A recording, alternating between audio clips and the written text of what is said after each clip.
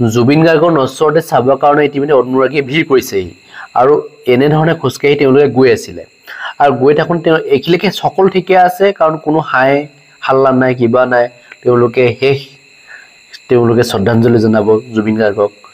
আৰু তাৰ কাৰণে সকলোৱে ইতিমধ্যে ওলাই আহিলে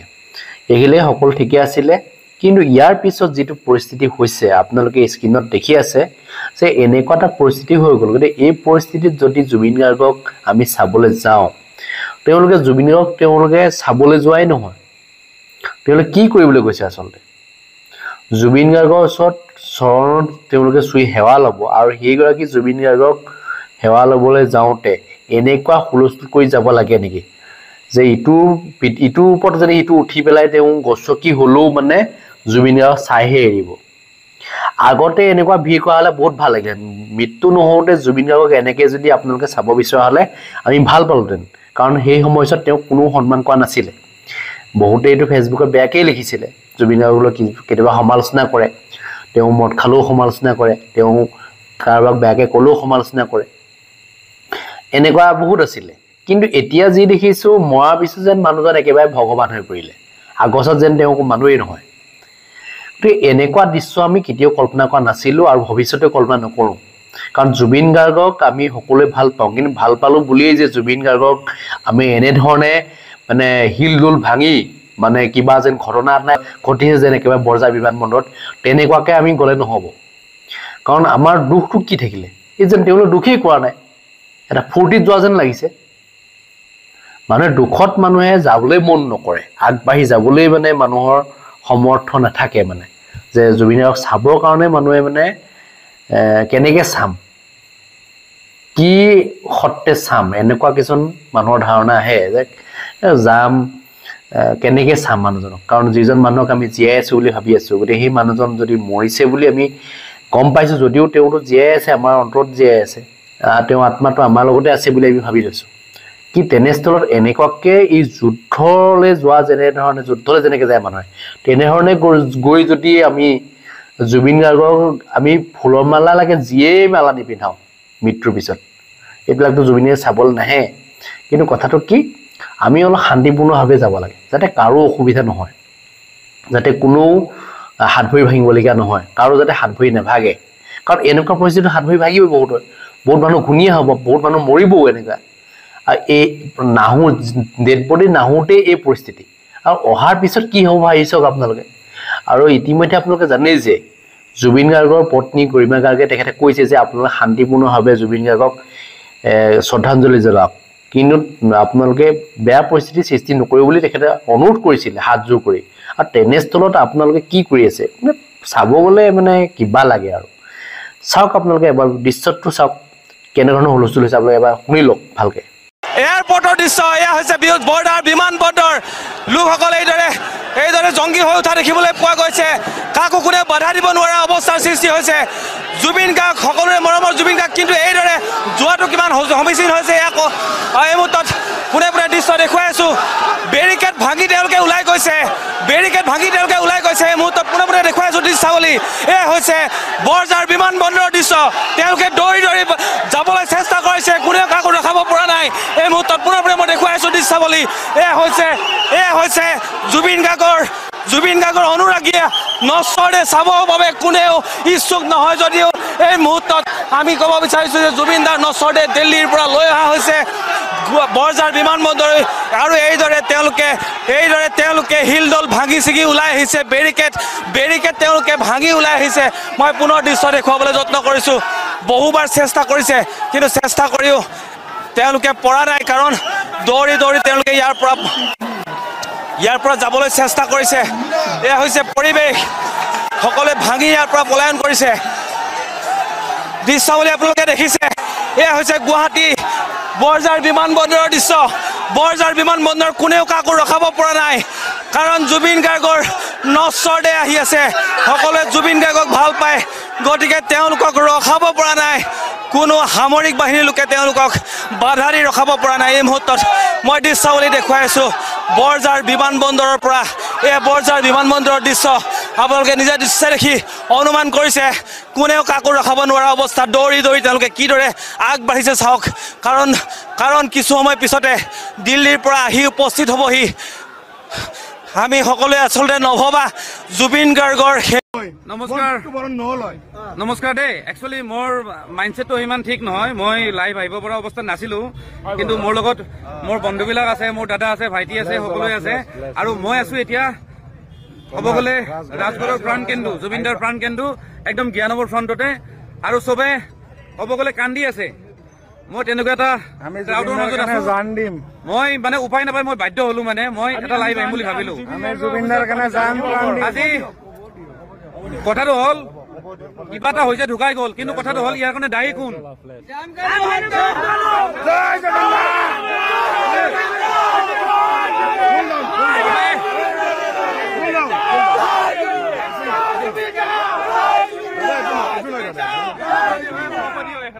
আমি সবে বুজি পাওঁ ন এইবিলাক কথা বুজি পাইছো সবে বুজি পাওঁ আমি কিন্তু এইখিনিতে মই এটা কথা কওঁ আমি সবে বুজি দাদা ঢুকাই গ'ল কিন্তু মই আগৰ পৰা কৈ আহিছো যে মেনেজমেণ্টৰ ভুল আছে আৰু এইখিনিতে মই এটা কথা কওঁ অনা অসমীয়া এজনে যোনে অসমীয়া নহয় সি অসমীয়াৰ আৱেগ বুজি নাপায় জুবিন দা কোন হয় বুজি নাপায় সি সিহঁতে বেপাৰ কৰে তাহাঁতে জুবিন গাৰ্গক বেপাৰৰ কাৰণে ইউজ কৰে বিজনেছৰ সামগ্ৰী হিচাপে ইউজ কৰে আৰু তাৰে আজি প্ৰমাণ হৈ গ'ল আজি জুবিন গাৰ্গে কেতিয়া শুব লাগে কেতিয়া ক'ত যাব লাগে সেইখিনি কথা মেনেজমেণ্টৰ দায়িত্ব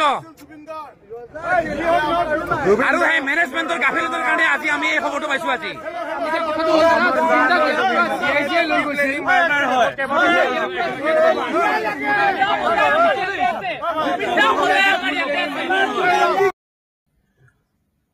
এইমাত্ৰ জুবিনৰ ঘৰৰ পৰা আহিলোঁ এটা শোকাকুল পৰিৱেশ প্ৰত্যক্ষ কৰি আহিলোঁ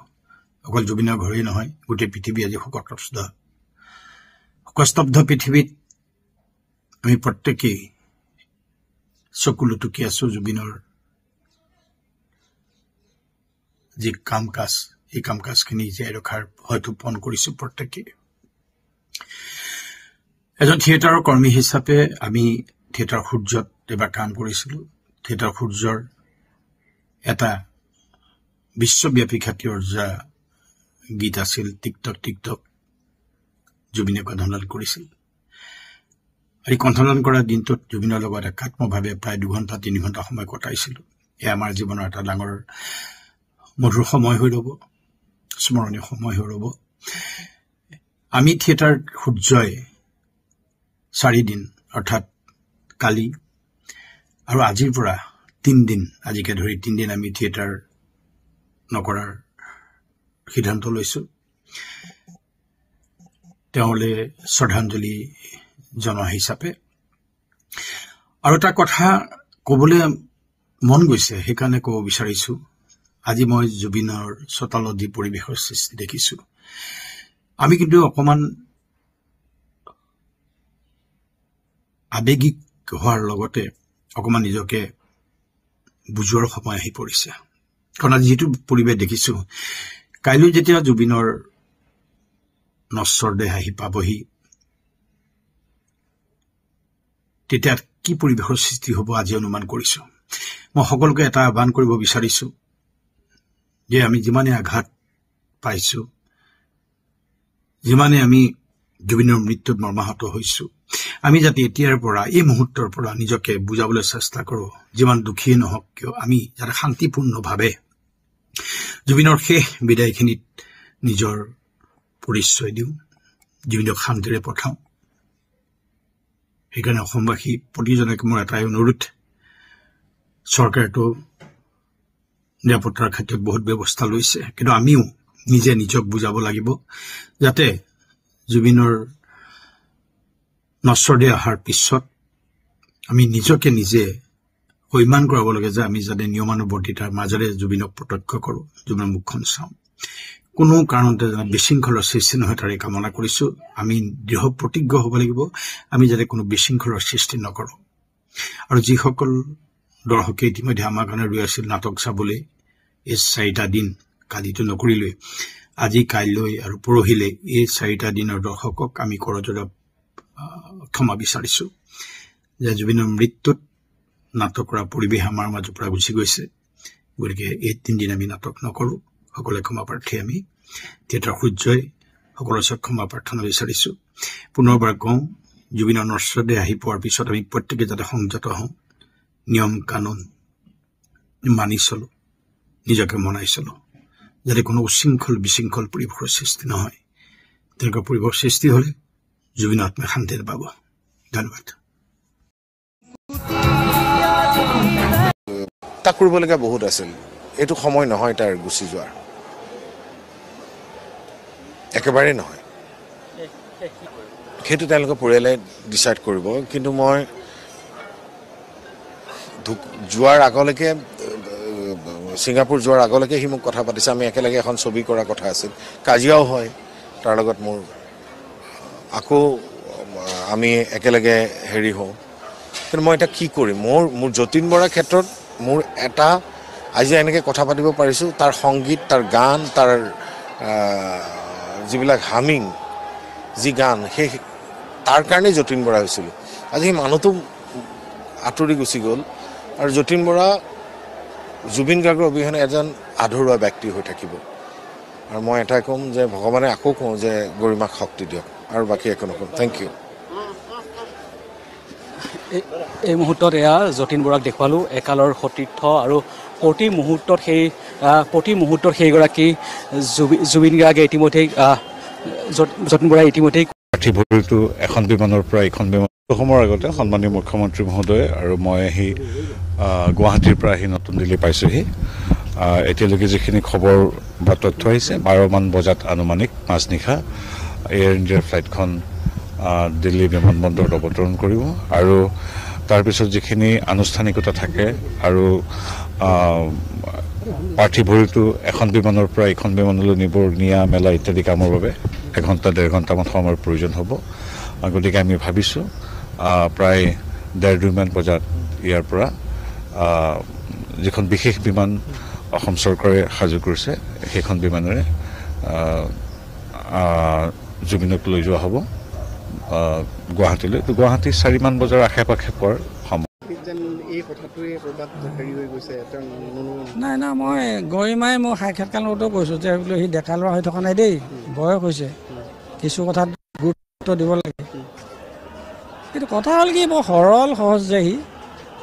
যিয়ে যি কয় শুনে। আৰু কথা হ'ল, যিসকলে তাক লৈ গৈছিলে তেওঁলোকেতো নজনাকৈ নাছিলে সি এটা অসুখীয়া বুলি। গতিকে তাৰ স্বাস্থ্যটোৰ প্ৰতি সকলোৱে, আৰু লগত যোৱাখিনি এতিয়া দোষী নভাবিলোঁ কেনেকৈ কবি, যিবিলাক এতিয়া ভিডিঅ' ওলাই আছে, হয় নহয়? সেইধৰণে তাক সাগৰত জঁপিয়াবলৈ দিয়াটো বা কিবা কৰিবলৈ দিয়াটো, সেইটোতো কোনো উচিত নহয়, যুক্তিগত কথা নহয়। খন্তেকীয়া ফূৰ্তিৰ কাৰণে আমাৰ অসমৰ এনেকুৱা ডাঙৰ সম্পদ এটা আমি হেৰুৱালোঁ। আজি গোটেই অসম পগলা হৈছে। অসম নহয়, ভাৰতৰ, মই দেখিছোঁ আজি গোটেই ভাৰতৰ বিভিন্ন প্ৰান্তৰ যিসকল শিল্পী আছিলে জুবিনৰ গান গোৱা, সকলোৱে দুখ প্ৰকাশ কৰিছে যে জুবিন গাৰ্গ যোৱা মানে আমাৰ ভাৰতবৰ্ষৰ হানি হৈছে। সম্পদ এটাক চিনি পাব লাগে। আৰু যিসকলে মানে আনি এইটো বেপাৰী সুলভ মনেৰে জুবিনক মানে মৃত্যুমুখলৈ মই গৰিহণা দিছোঁ। আৰু মোক সান্তনাটো কাক দিবি, তাৰ নিজে সান্তনা ল'ব পৰা নাই। আৰু বিশেষকৈ জুবিন দাই এই হৰিনাম হওক, টোকাৰী গীত হওক বা বিহু, পুৰণি বিহু নাম চব আপোনাৰ থ্ৰুৱেদি বা আপোনাৰ জৰিয়তে, সেইখিনিতো হয় বাৰু, সেইখিনি মই ক'বলগীয়া কথা নহয়। সেইটো প্ৰতিটো ষ্টেজত নিজে কয়। মোক খগেন দাই বিহু শিকাইছিলে, মোক খগেন দাই টোকাৰী শিকাইছিলে। গতিকে সেইবিলাক আৰু পুৰণা কথা, যিটো আমনি কৰিব ন, আমনি কেলৈ নকৰিব। সি মই যোৱাৰ আগতেও সেইদিনাখন, বুঢ়া এই বিহু এটা কৰিব লাগিব এইবাৰ খাং জাংকৈ, মোক কৈ কানি যায়। সি কোনেও নাজানে, আমাৰ দুটা মৰম চেনেহ বেলেগ। কেতিয়াবা মোৰ ঘৰলৈ গ'লেও আমি দুয়োটাই মাটিতে বহোঁ, কেতিয়াবা ৰাস্তাটো ফূৰ্তি কৰোঁ, চবেই দেখে।